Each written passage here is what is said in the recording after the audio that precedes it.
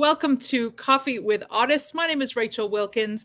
This is Coffee with Artists. We've been gone for a short hiatus, but we are back. If you are not familiar with this show, I have the pleasure of sitting down on Friday mornings at 11 a.m. Eastern with multidisciplinary artists from around the world. I get to share coffee, time, and space with them and get inside their brilliant minds. And today I have a wonderful guest joining me. I have Ian Olido. Ian, it's such a pleasure to have you. Welcome to the show. Thank you, Rachel. I'm glad to be here. Fantastic. So I want to kind of jump right in because, we do these like deep dive research, phases right before I have these conversations. And, we were just chatting very briefly before I jumped on, and you have somewhat of a lively past in terms of what's brought you to where you are right now. Tell us, first of all, we're going to get into all of the details, but tell us what brought you to artwork, what brought you to expressing yourself through creativity. First of all, my family, my aunt, my uncle, and my mother were artists. Growing up, I really wasn't an artist at all, but I was into art. They used to take me to the Met and different museums all over the Northeast. What brought me here today really is I got involved in digital art about 7 years ago now, and I started playing around with it, and I really enjoyed it, and I kept developing it. And I was in the horse business. I love horses. I used to take photos. I used to be a photographer. I used to take a lot of photos of horses, racetracks, and things like that. So that's what brought me here today. It's just something that was there, and I never expanded on it. So you grew up in Brooklyn, certainly, close to the Mecca that is New York City, really the center of the universe for artwork. What was that experience like growing up in in kind of the suburbs of one of the best cities in the world, in my opinion? Oh, it was amazing. I mean, I was discussing this with a friend of mine last week. In Brooklyn at that time, we were outside all the time, growing up playing games. I mean, really interesting games. And I was exposed to, an awful lot of culture. That was really what was interesting. My aunt used to take me to the museums. I remember this I remember it very well. 5, 6 years old, to all the museums in New York City, Brooklyn Museum. So I was exposed to culture as a young kid. And I have to attribute that to my aunt, So. Was there ever like some painting, sculpture, or some piece of artwork that kind of struck you in those early days that was exciting? Great question. Okay. I don't know if you can see this. Hold on. Oh, wow. Yep. Okay. This is really interesting because this is Lady in White by Picasso. I bought this for $1 for my mother when I was 10 years old at the Met. $1. And she had it framed and hung for years, and I picked it up in Florida and brought it back here. And I have to get it redone. So that was a great question because I had something. Well, obviously not an original Picasso for $1. You'd be sitting on the steal of the century. No. But it sounds like your aunt was a positive influence on your creative spirit. Very much so. Yeah. So take us through kind of a little bit of a trajectory of what your careers look like, because you have been a pilot. You are a pilot. You went to culinary school. And you've also trained and, been in the horse racing business for many years. So tell us a little bit about that overall experience. I'm going to give you a short version, okay? I went to college for 2 semesters and realized I wanted to go race horses. Now, my father told me when he used to take me to the racetrack as a kid, and, kids growing up in Brooklyn want to be baseball players. And I told him, I said, I want to do that. And I remember him looking at me and saying, what do you know? You're from Brooklyn. How are you going to ever get involved with the horses? So I guess it was a point I wanted to make. And when I went to college, I went to community school in Long Island. I went for 2 semesters, and I realized it just wasn't for me. So I called the announcer of Monticello Raceway, and I introduced myself. I was really bold. I introduced myself. He didn't know who I was. And I said, listen, I'm a kid from Long Island. I'm in college, and I'd like to come up there and get a job grooming horses. And believe it or not, he introduced me to a trainer, Ralph Arone, and I went up there and started from the bottom, cleaning out stalls. And long story short, I became a trainer. I became a driver of trotters, And I got to travel through all North America, Canada. I lived everywhere. I lived in British Columbia, Manitoba, Saskatchewan, Alberta, Michigan, Minnesota. So it was really interesting. And then I came back in the early 80s, and I realized the horse business was a dying business back then because of the casinos. And I said, there's only so much money around to gamble. So I started to pursue other ventures. But the one thing I did, why I became a pilot, is because I lost that rush of winning a race. And a friend of mine took me up in a small Cessna one day, and I said, bingo, I'm going to do this. And that fulfilled my rush. So that's the only reason I became a pilot. Oh And my then I God. was fortunate enough at 55 to go to culinary school because of my love of cooking. I always cooked, but I just loved it. And I started a little business. Sorry, trying to turn this off. Okay, sorry, go ahead. I started a little business with gyms, health foods, and I worked out of, my partner owns a pizza place in Eatontown, and we started delivering food to health gyms, gyms. And, and then I was, I'm going to give you one more. I transitioned into the fantasy sports business because, FanDuel, Traffic, I don't know if you ever heard of them, but I transitioned, and I was building a platform that was both fiat and cryptocurrency.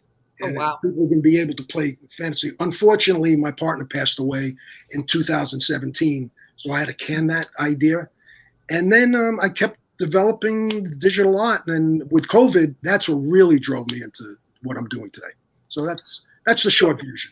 Right, and I mean that's a huge stories individually, each of those experiences. But you kind of beat me to the finish line there of what the heck brought you to crypto art, to digital NFTs.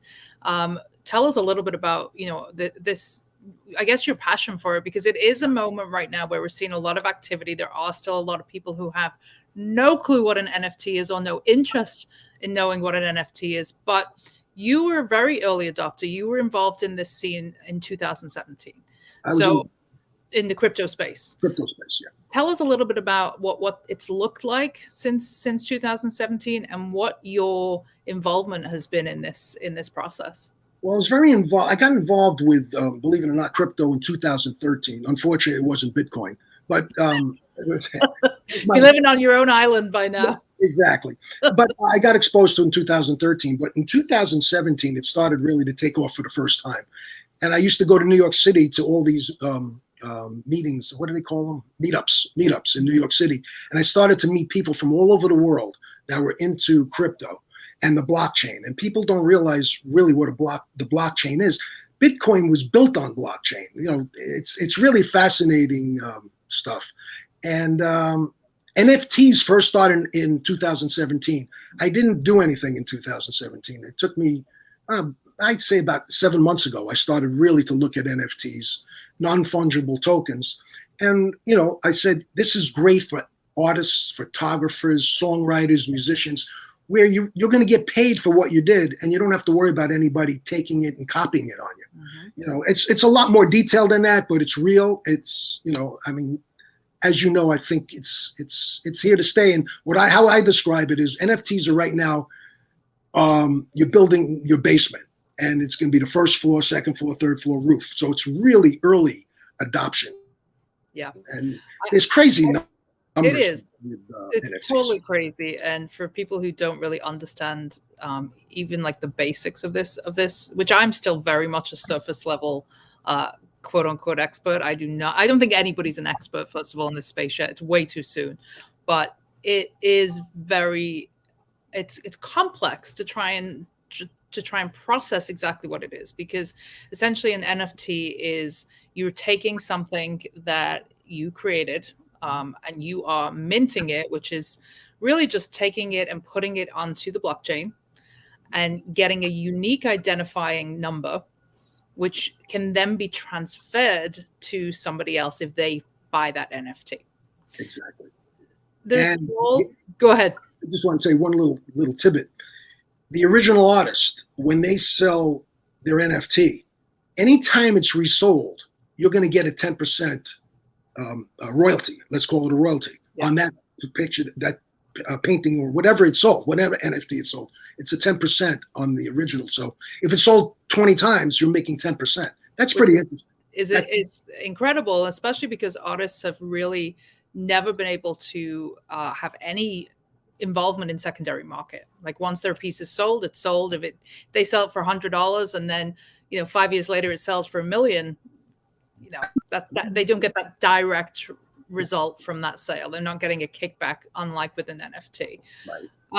One of the interesting things, and I think we're going to see and hear a lot more conversations around this, is when somebody buys an NFT, like what are they buying? Because we understand as artists what we're selling. Like we're selling this 1 of 1 or 1 of 5, whatever you want to, however many editions you want to do. We know what we're selling. But as from a buyer's perspective, it's not like they can pick it up, put it on their wall, show their friends at dinner. So what is your kind of 2 cents on that? Okay, my 2 cents is, yes, it's a digital print of what you created, but I also give them the original, and that you can do. So they're getting the digital print, but you're also giving them whatever it is on canvas or whatever it is, photo you're giving them. So I do give the original, and you can put that in there. So, which is, for those who don't know, something called unlockable content, where you can add an additional surprise for the buyer, whether that is some additional digital art, but it can also be physical art, which we're seeing a lot of. And I think you're also one of those, you're one of those early adopters that's recognizing that you can have both of those experiences. Right. Well, because personally, I want to feel it. Yeah, it's digital, it's have it, but I want to feel something. So I figured, the customer should get something, and that's unlockable content. So you know what you're talking about. I mean, I know a little bit, not too much, but one of the most interesting conversations, and I'd love to hear your opinion on this since you've been in this space. One of the interesting conversations I had with somebody who was, very involved, somebody who sold a very significant piece, shall we say, was that I said, well, I'm still having a hard time understanding the value for the collector. I mean, it's how are people going to display this? Are they going to get an LCD screen in their home and display their digital art? And what he said to me really blew my mind. He said, you're thinking about it in the wrong way. You're trying to conceptualize this in the current environment. He said, you need to think in the future environment, because most millennials, most of the younger folks right now, their friends are all over the world, and they spend more time on their computers than they do in their living rooms. Mm-hmm. He said, we're going to have virtual spaces, homes that exist in the metaverse, which, crazy for somebody who's 40 plus, shall we say, is totally bamboozling. But that they will have places in the metaverse where they have their digital art collection where their friends can come and view it. Right. That's crazy to me. And that's the truth. I also to digital post selling. Ian, I think we lost your reception for a second. Anybody else having any issues? No, it's there. Yeah, folks in the comments, just let me know if you guys can hear Ian, because I cannot. You can hear me? No, your screen has froze. Because I didn't. One second. See you. Hold on 1 second. Let's try this. How about now? I can see. Yeah, there's a little delay, I think. Yeah. Okay. Anyway, I'm trying to think. You disappeared now. Yeah, somebody said can't hear. Yeah. Okay. Yeah, your reception is going in and out. Yeah. Interesting. All right, I think you're back. Okay, good. All right. So go ahead. So we were talking about these virtual spaces where people would experience NFTs. Yeah, I mean, I can see where it's going, and like you said, the millennials all understand this. People my age, they have no clue what I'm doing. They think I'm nuts. Yeah, really, they think I'm out there. What's cryptocurrency? I don't even go there. I try to explain it, but the millennials understand what's going on. I mean, look at Clubhouse. What's going on in Clubhouse? Go to Clubhouse. Most of the content there is NFTs. I mean, most of the conversations and rooms are all NFTs. So it's amazing. Discord, another one for NFTs. But I think, I don't know if you heard me, but I said digital frames are becoming very popular Right. for NFTs. I went to Super Chief Gallery. Have you been to Super Chief Gallery? It's in the city. Yeah. Oh, Okay. it's phenomenal. It's the first digital NFT gallery in New York City. Wow. Yeah, it's an amazing place. I was there day one when they opened it. It was really, really interesting.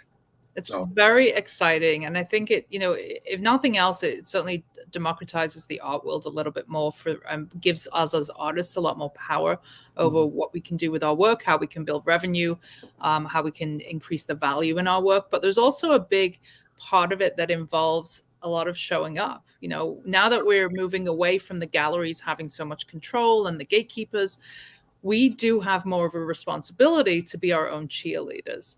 And I know that can be a challenge for a lot of artists. Is that something that you, I certainly don't feel like you've probably ever struggled with talking about confidently about your work, but how are you handling that transition? That's a great question. That's really why I'm here. I'm here to learn. I think it's fabulous what you put together from what I've seen so far. But you have to have a following in NFTs. That's how you sell them. You've got to create a following. And I don't have that yet. And that's really what I need to start developing. And any other artist, photographer, songwriter, if you're going to start minting NFTs, you really want to create a following. However, social media whatever social media you're going to use, whether it's Instagram, Pinterest, Facebook, I don't know. That's where I'm at right now. But I have to develop a following. Yeah. And once it catches on, because I do know a couple of artists who've sold many NFTs, and they have huge followings, and that's the key. It really is.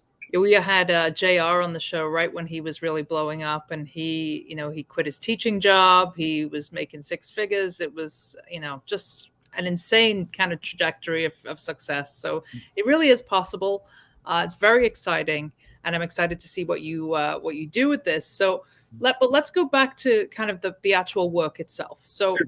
A lot of your work has this sense of nostalgia, right? You're focusing on, pop culture. There's these sepia elements. Talk to us a little bit about what draws you to kind of these pop culture figures, Joni Mitchell, Bob Dylan. What brings you to those? I've always been. I'm not a musician. I play the guitar, but I don't consider myself a musician. But I've always been drawn to these figures. I respected them growing up. Even today, it's amazing how long they've lasted in the in the world with music. I mean, Joni Mitchell, 50 years since the album Blue came out. Dylan, and I see. Let me back up. On Facebook, there's a lot of groups, and I join these groups. Dylan, Joni Mitchell, and it's amazing the memories people have of these icons, and that's really what I've tapped into is the memories of people with the pop culture. And also, I'm going to fast forward here, but I do what's called Bertram's Island, which is an old amusement park that was on this lake where I live in Lake Apacon. Now, nobody knows about Bertram's Island, outside of here. It was a huge amusement park for 85 years. Long story short, I started posting the carousel, the roller coaster, and it's amazing what's happened right in my community. That people are contacting me, requesting certain rides, certain stands. I had a woman from Clearwater, Florida, who bought a print 2 days ago of an ice cream stand that I posted, and she was a little kid in that picture, and she saw it in Clearwater, Florida, and contacted me. So yeah, it's amazing, but it's memories. I think people have memories of their childhood, and a lot of good memories. And I think the musician end of it is what draws these people is the memories of the concerts and the camaraderie and the partying, whatever it is. But that's what's interesting about the pop culture. What is that experience like when somebody feels so emotionally drawn to the work to the point where they say, I need to have that piece? Like, what does that feel like as an artist? I just told somebody, that's what really makes me want to even do this more. The look I dropped off not the ice cream stand. I dropped off another one to a woman whose family owned one of the stands last week. And just her look on her eyes when she saw it, she started crying. Like it brought back such grand memories of her childhood. And that's what it is. It's looking at a person's face when, like I try to, if I don't have, if they're not far away, I bring it to them. I don't have them come to my house. I actually deliver it to them. and it's the look in their faces. It's just sheer. I don't know. It's a good feeling. Let's put it that way. So on the back of that, when you're in the studio and you're creating this work, what is that emotion? What are you going for? Well, I'm going. I'm not a perfectionist with anything else really, but this I'm starting to become a perfectionist. I did 26 renditions on one 2 weeks ago, 26 until I said that's what I want, and it's a great feeling doing this. I can't explain it. It's just a fabulous feeling. I'll tell you. I'll go back a little bit. When I went to culinary school, I was depressed when it ended because I was so happy to be there. I'm getting the same feeling here. Yep.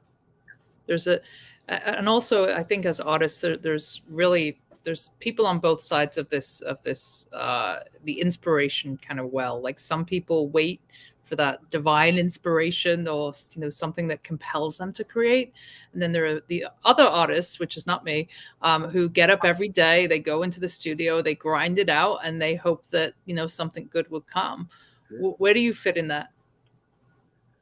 I enjoy both sides. I really enjoy being in the studio creating, but I also like being out there. I take a lot of pictures, and I go around locally. I go around the lake and I take pictures of places. It gives me a good feeling. It really does give me a good feeling, both in the studio and outside the studio. So I can't lean one way or the other. Who are your art heroes? Do you have anybody? We've talked about musicians, but is there any artists, dead or alive, that you either draw inspiration from or just are, generally moved by their work? There's an Italian painter, I mean, you know who it is, Canaletto, I think it's pronounced. Okay. And he really inspired me. And I also like Renoir. I like the portraits of Renoir. And I like Picasso because it brings me back to my childhood.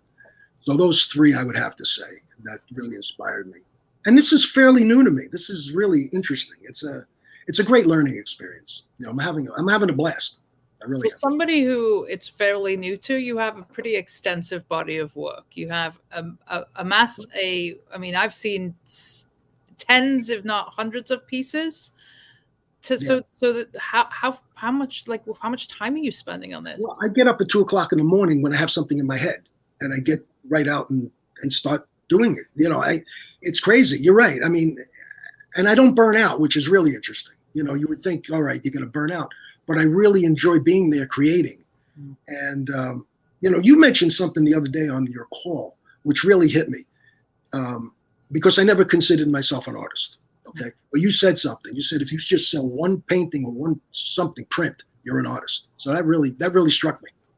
Well, I think it's that idea, not that we need external validation or should crave external validation, but the idea that somebody has been so moved or so inspired or touched or whatever you want to call it, any kind of emotion by something that you've created from nothing. Right. And is willing to give you their hard-earned cash. Yeah. It's gratifying. It really is. And it makes me smile. The woman that I just delivered the one her family owned the stand to, she just yesterday commissioned me to do her house. Wow. So I mean, I think that's cool. I don't know. That's exciting. Yeah. Commissions can be tricky because you are not just reliant on your own vision and your own abilities, but you also have to consider the vision of somebody else, which can be complex. Two different ideas of how something can be. Have you ever experienced any challenges? Oh yeah. Oh, of course I've had challenges. Definitely. Challenges with myself creating where it just didn't come out right and I had to can it. I mean, I just didn't like it. I wasn't putting it out there. I just wasn't going to do it. Yeah. I beat myself up, but that's okay.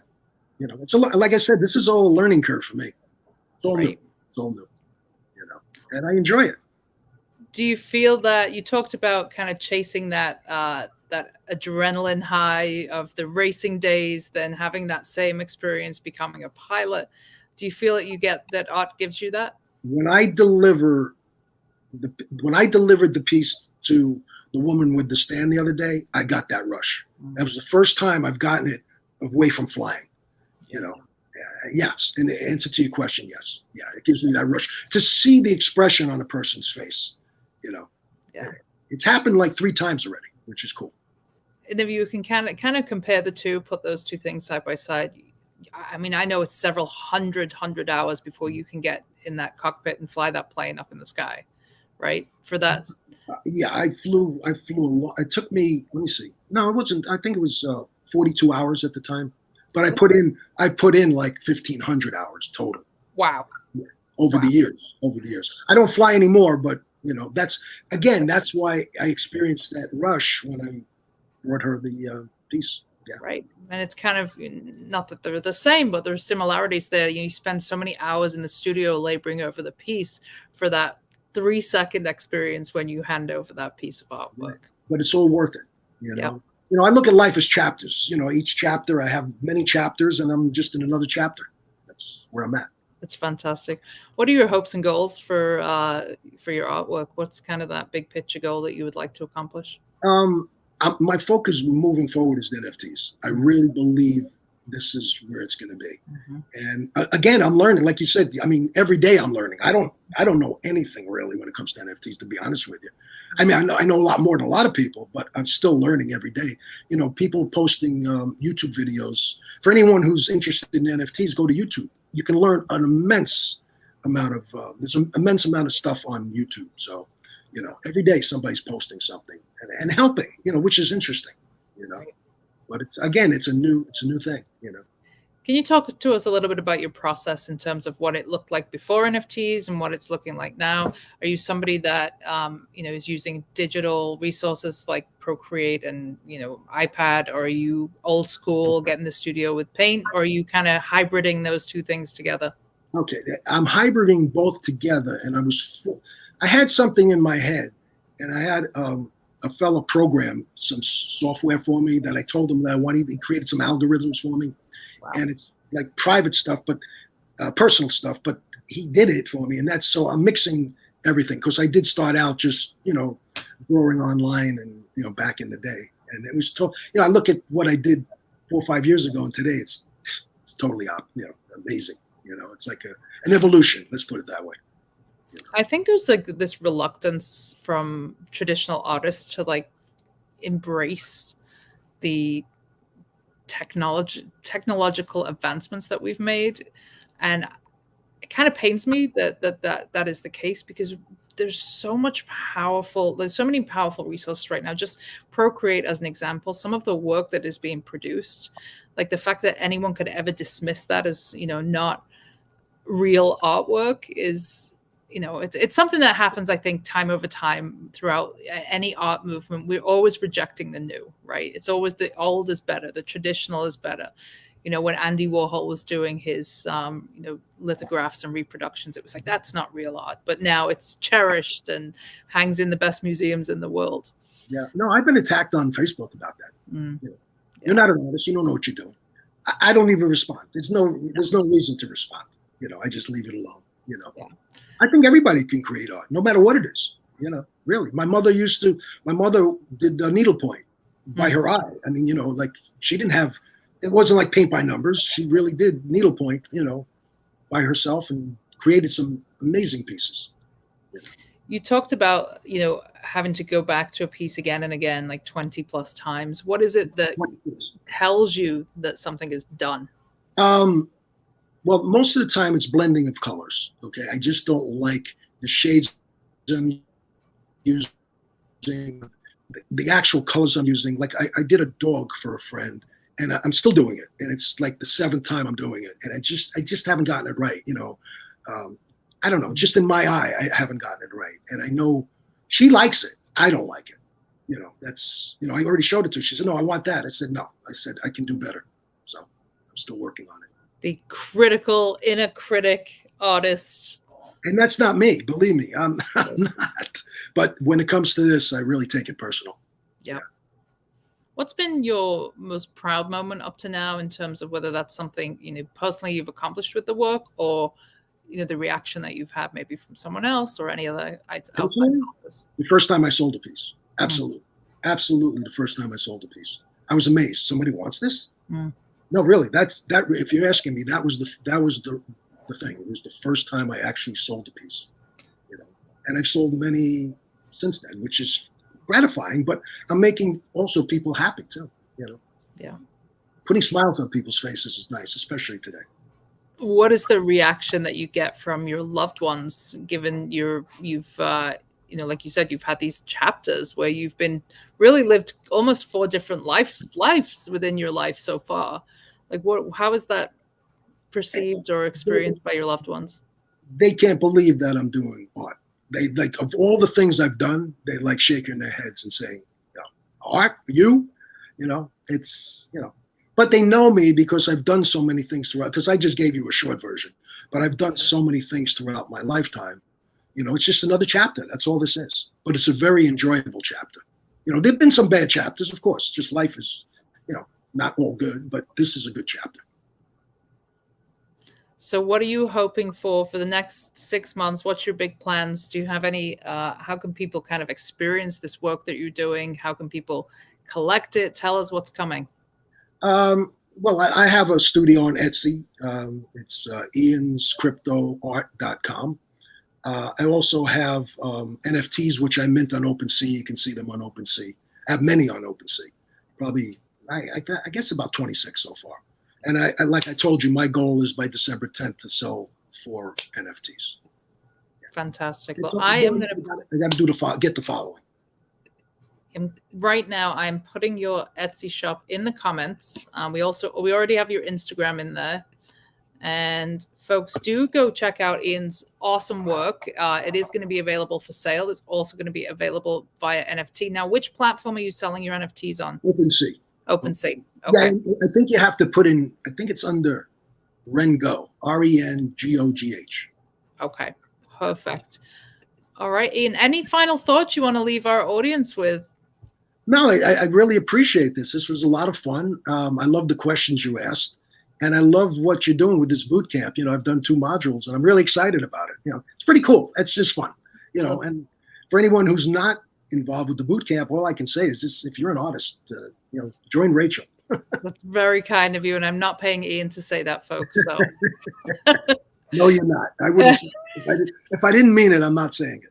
Well, I appreciate that. And I'm excited to see what you do. This is a really exciting time. As somebody who is an early adopter of this new technology and this new form of expression, you really are, you have your foot in the door right in the beginning. And I'm excited to see what's next for you. So Ian Alito, thank you so much for joining us today. And folks, we are going to be back next Friday with another episode of Coffee with Artists. If you are interested in learning more, please do follow us on YouTube. Hit that subscribe button somewhere over here. And follow us on Facebook. And again, please go check out Ian's work. It is Instagram, cryptoart_Ian. And Ian's Etsy store is Crypto Art Studio. The links are right underneath this video. And everybody have a wonderful Friday and a great weekend. Thanks again, Rachel. Thanks, Ian. Be well. Bye.